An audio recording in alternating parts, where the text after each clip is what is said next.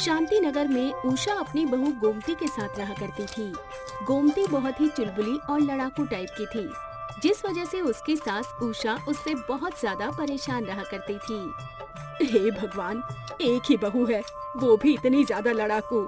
समझ नहीं आता क्या करूं इसका। ये सुनकर गोमती ने अपनी सास से कहा, क्या करेंगी माँ जी, अब मुझे झेलने के अलावा आप कुछ नहीं कर सकती। हाँ हाँ, मुझे पता है, तुझे तो बहुत मजा आता है ना, क्योंकि मैं तो तुझसे लड़ती नहीं हूँ। अरे माँ जी, अब आप इस उम्र में लड़ेंगी तो मुझसे जीत भी नहीं पाएंगी। ये सुनकर उषा चुप ही हो गई, क्योंकि उसे पता था गोमती सही कह रही थी, वो उससे जीत नहीं पाएगी। पर उषा को ये भी पता था कि गोमती का दिल बहुत ही साफ है, वो कभी भी अपने परिवार का बुरा नहीं चाहती। इस वजह से वो उसकी बात का भी बुरा नहीं मानती।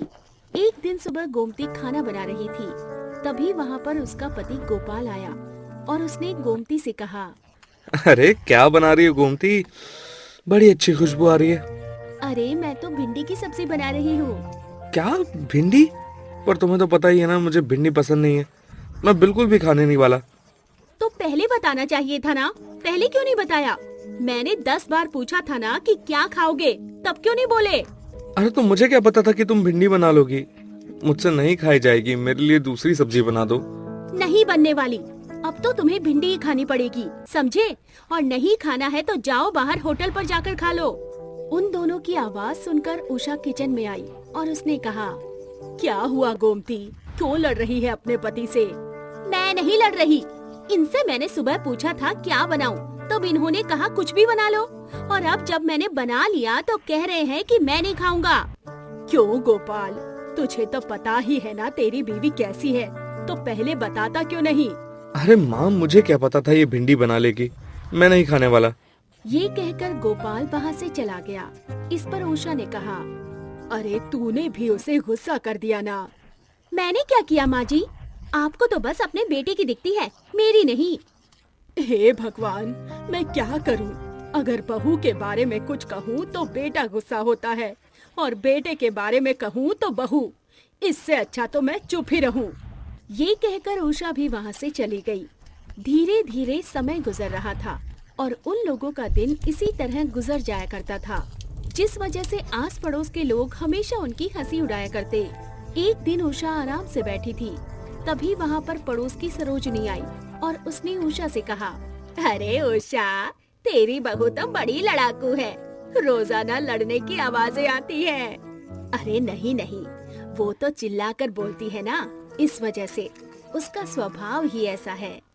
अरे तो बहुओं को ये स्वभाव शोभा नहीं देता, तू अपनी बहू को समझाती क्यों नहीं? तुम्हें तो पता ही है कि मेरी एक ही बहू है, और अगर उसे भी समझाऊं और डांट कर रखूंगी तो क्या फायदा? तूने तो अपनी बहू को सर पर चढ़ा लिया है, और कुछ नहीं। वहीं ये सब बातें गोमती कमरे से सुन रही थी और उससे रहा नहीं गया। वो बाहर निकल आई और सरोजनी से बोली, आंटी, आपको बड़ी मिर्ची लग रही है, मेरी माँ जी मुझसे कहती नहीं है। आप क्या चाहती हैं? आपकी तरह मेरी माँ जी भी मुझ पर चिल्लाने लगे, जैसे आप अपनी बहू पर चिल्लाती हैं। अरे ये तुम क्या कह रही हो? मैं सच कह रही हूँ, मैंने देखा है आप अपनी बहू पर कैसे हुक्म चलाती हैं। बेचारी रोती ही रहती है। मेरी माँ जी ऐसा नहीं करती, समझी? वो बहुत अच्छी है। हाँ हाँ, वो तो दिख ही रहा है, बेचारी तुम्हारी माँ जी कैसे चुपचाप बैठी हुई है। हाँ हाँ, उन्हें चुपचाप ही रहने दीजिए, जाइए आप यहाँ से, मेरी माँ जी को भड़काने मत आया कीजिए।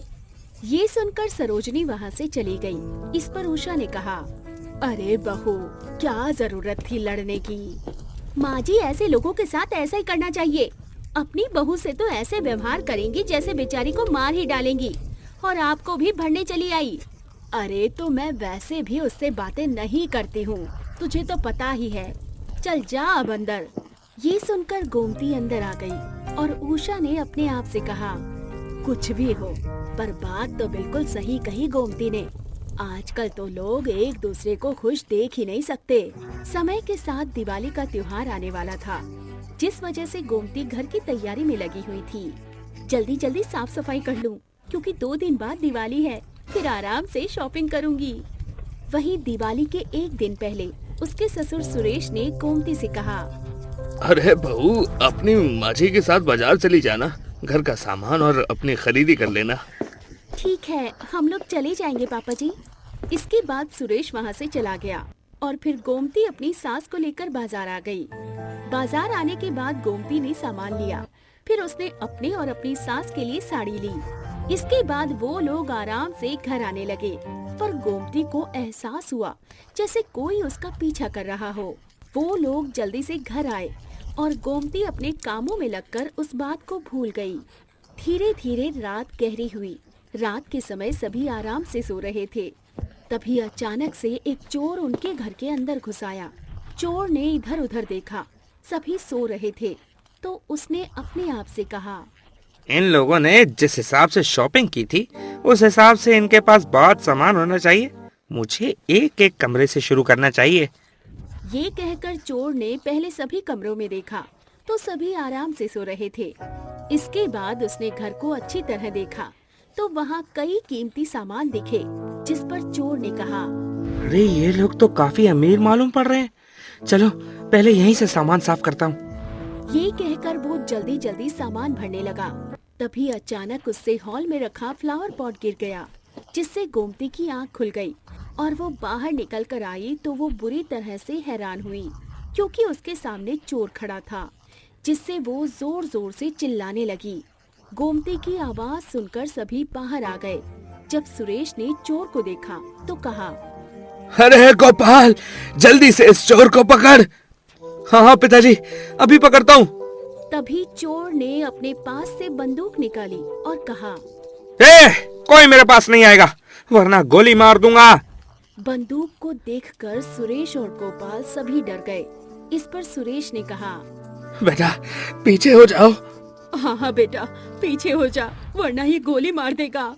इस पर गोपाल पीछे हो गया। सभी काफी ज्यादा घबराए हुए थे। इस पर चोर ने कहा, जल्दी बताओ, पैसे और जेवर कहाँ रखे हुए हैं, वरना अभी के अभी सबको गोली से भून दूंगा मैं।